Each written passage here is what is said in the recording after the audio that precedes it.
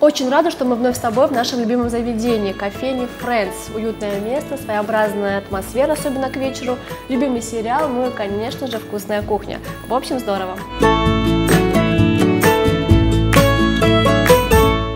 Все забываю сказать, я же была на премьере фильма «Интерстеллар».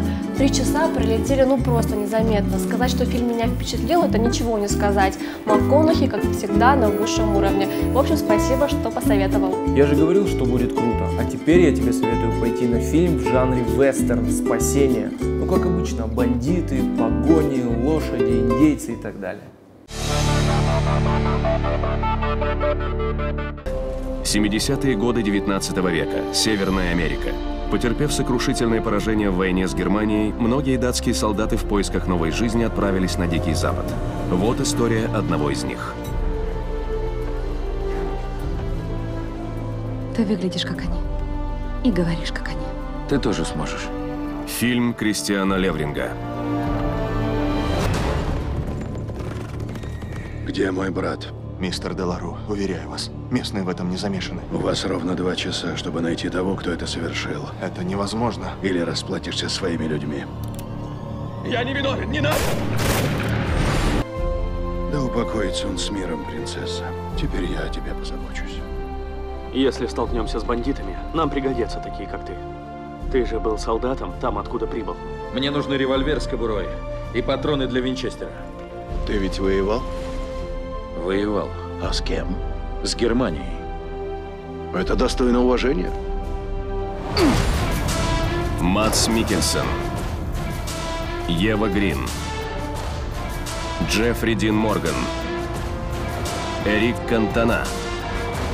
Микаэл Персбранд. Знаешь, мы надеялись и молились, что придет кто-то вроде тебя. Спасет нас от страданий.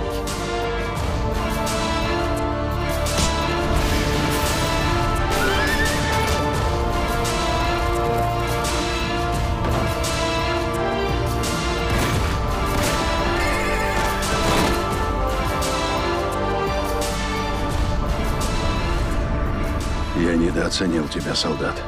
Это больше не повторится. Спасение. Предлагаю провести выходные в театре. В русском, например, очень разнообразный репертуар. 14 ноября спектакль «Шемяка-Демщик», 15 ноября «Танец семи покрывал» и 16 ноября «Сотворившее чудо». Так что ты можешь даже выбирать. В субботу в комеди-баре «Подвал» будет вечеринка в стиле Comedy Club. Вход свободный. А ты знаешь, что к нам в город приезжает Стас Пьеха? Его концерт состоится 17 ноября в концертном зале «Сугу». Там же 20 ноября пройдет спектакль «Не будите спящую собаку» с участием Андрея Чернышова и Евелины Блютенс. Клуб 49 дарит настоящий праздник для вас, девочек. Всю неделю будет бесплатный вход, а в пятницу бэк-ту-бэк для вас будет играть диджей Немец и диджей Вогас. А в концертном зале ГГУ пройдет шоу «Под дождем» между мной и тобою. Захвати с собой зонтик. В арт-клубе Infinity 15 ноября пройдет настоящий рок-концерт от группы Голди. Артем, ты творческий человек, поэтому тебе нужно пойти на встречу с единомышленниками в IQ кафе. И тебе, если ты творческий человек, нужно посетить это мероприятие 16 ноября, IQ кафе. Вход свободный. Сегодня в гостях у Видеофиши наш земляк Эдик Магаев, больше известный как диджей Мэк. Мэк, привет. Всем привет, всем привет. Ты один из лучших диджеев России, продюсеров, танцоров. Начинал ты свой путь именно здесь. Каково это вернуться домой? Это, наверное, все-таки громкое слово, один из лучших. Как бы, не знаю, я вообще особо такими фразами не особо, не люблю кидаться. Как бы это никого не будет красить и говорить, я там самый лучший, один из лучших. Я делаю то, что я делаю. Иногда это делаю хорошо, там кому-то нравится, кому-то не нравится. Начинали мы все это здесь, само собой. А где бы это еще начал, если я здесь родился? И большую часть времени я прожил во Владике. Я в Москву переехал буквально 8 уже лет назад, да. Вот. А все остальное время я провел в Осетии. И танцевальное начало было здесь, музыкальное начало тоже было здесь. И всяческие другие ответвления там. И, не знаю, там и граффити, и брейк-данс, и хип-хоп, и все остальное, это все было здесь. Ну а что для тебя главное в работе? В работе главное, ну такой сложный вопрос. Наверное, получать удовольствие от нее, потому что если бы я с ней не кайфовал, я, наверное, бы нашел бы себе какое-то другое увлечение и занимался бы этим. Просто, мне кажется, и я думаю, вы прекрасно понимаете, надо удовольствие получать от того, что делаешь. Иначе то, что ты делаешь, это больше позерство, это фейк, это не настоящее, это не искреннее, а это никому не нужно. Как ты вообще заинтересовался диджеингом? А это все танцы, это танцы привели к музыке. Ты когда танцуешь, ну, если ты серьезно этим увлекаешься, не просто там ты проходимец, да, а я никогда не был проходимцем. Вот. Я занимался танцами серьезно. Так или иначе, когда ты танцуешь, ты все равно выбираешь себе какую-то определенную музыку, то есть по душе тебе, и ты танцуешь под нее, там, делаешь какие-то перформансы, какие-то там, не знаю, участвуешь на батлах, и так или иначе музыка, она постоянно с тобой вместе. Вот. И чуть позже ты уже сам для себя решаешь, какой тебе там трек подходит, какой тебе трек не подходит. Это и в принципе уже и формирует твой музыкальный вкус изначально. То есть, может быть, поначалу, когда ты танцуешь в команде, и у тебя есть там, ну, грубо говоря, преподаватель, ты, может быть, сам еще не формируешь свой музыкальный вкус, ты идешь по течению, то, что тебе дает преподаватель. Но когда ты уже сам являешься преподавателем, когда ты уже сам подбираешь музыкальный формат для танцоров, для перформанса, для батла, для джема, для, там, не знаю, для сета, это уже есть вот тот момент, когда первые шаги ты, наверное, делаешь уже не как танцор-музыкант, как танцор-диджей. А как ты считаешь, Осетия сейчас является той площадкой для развития, для молодых талантливых ребят? Нет. Нет, никогда не была и не будет. Никогда не будет. Нет. Здесь надо перевернуть горы, поменять сознание людей, изменить ментальность, воспитывать их, воспитывать, еще раз воспитывать. И, возможно, когда-нибудь, когда я уже буду старым дедом, я наконец-таки увижу Владикавказ в другом цвете. Пока это все вот то, где вы живете, это лучшее, что может быть здесь. А есть ли в планах сделать что-нибудь грандиозное в Осетии? Может быть, здесь открыть школу? Если я не сдохну раньше времени, может быть, да. Вот. Не знаю. У меня есть желание, и всегда оно было. Они неблагодарные просто все.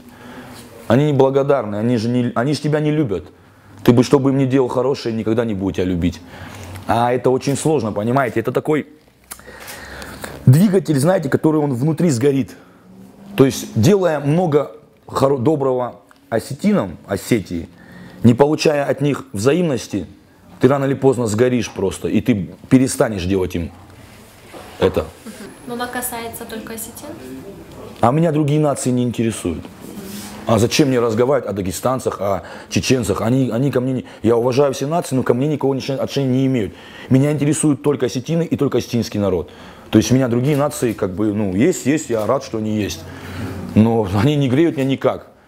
Меня интересуют осетины, меня интересует, как они развиваются, о чем они думают, как у них дела, спокойно ли на родине, развивается ли что-то. Меня все интересует, все, что касается осетин. Просто это вам так кажется, что мы в Москве уехали там и занимаемся другими делами. Мы в Москве знаем все, что происходит в Осетии. Когда ты бываешь во Владикавказе, где здесь отдыхаешь? Какие посещаешь места, горы там? Может быть, есть любимые места? Я не буду вам врать. Когда я посещаю Владикавказ, единственная у меня цель — это просто вкусно поесть. Меня больше ничего не интересует. В этом городе мне ловить нечего.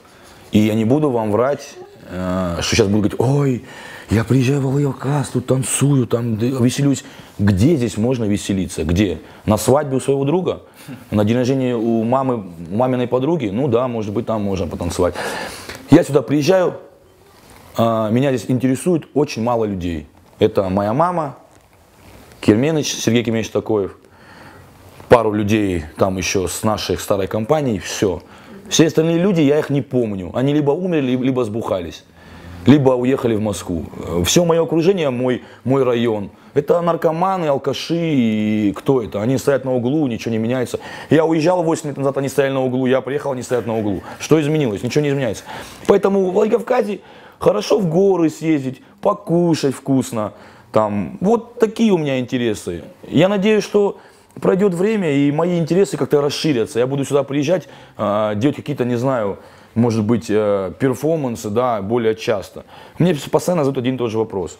Мэг, почему ты не приезжаешь во Владик и не делаешь для молодежи то. И я всегда вам говорю, с чего вы взяли, что молодежь готова к этому? Это вам так кажется, что им это надо. Не надо им это. Они живут своей жизнью спокойно, вот, занимаются там спортом. Я уважаю спорт. Я вообще считаю то, что Осетия пускай занимается спортом, развивается как-то в науке, пускай люди книги читают, пускай учатся грамотно разговаривать. Это же невыносимо смотреть передачи по Алании, например, да, когда я был младше. Когда наши молодые там на Сугу там, или где-нибудь там на, не знаю, на где-нибудь еще берут интервью, они же 2 слова не могли связать, бедные. Это такое ощущение, как будто они в школе не учились. Поэтому я за то, чтобы осетины были образованные, осетины должны быть вежливые. Вообще осетины должны быть самые лучшие, я считаю. Потому что, ну, для меня, в принципе, осетины самые лучшие. Я не хочу обижать другие национальности, но я считаю, что осетины – это одна из лучших наций. Спасибо большое, Эдик. Очень приятно было с тобой пообщаться. Я всегда за. Тебя у нас.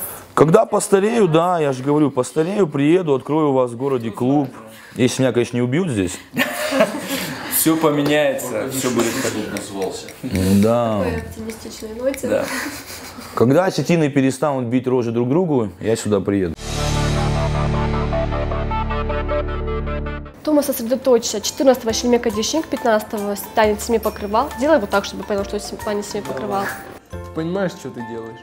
Ну, Тёма, ну 7 часов уже. Слышишь, как она стоит?